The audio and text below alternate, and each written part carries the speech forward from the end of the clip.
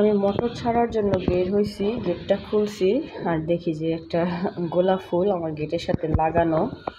তো সম্ভবত এটা আব্বুর কাজ, কারণ প্রতিদিন সকালবেলা আব্বু ছাদে উঠে, খুব ভোরবেলা ফজরের নামাজ পড়ার পর ছাদে উঠে। তো হয়তোবা আমাদের ছাদের গোলাপ ফুল নামার সময়টা দরজায় গেঁথে গিয়েছে।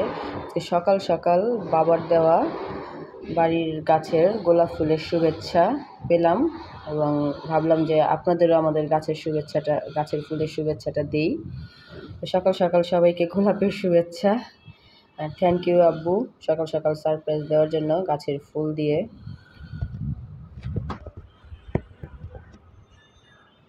বেশি বড় হয় না আমাদের গাছের গোলাপগুলি, ছোট ছোটই হয়, বাট 12 মাস থাকে।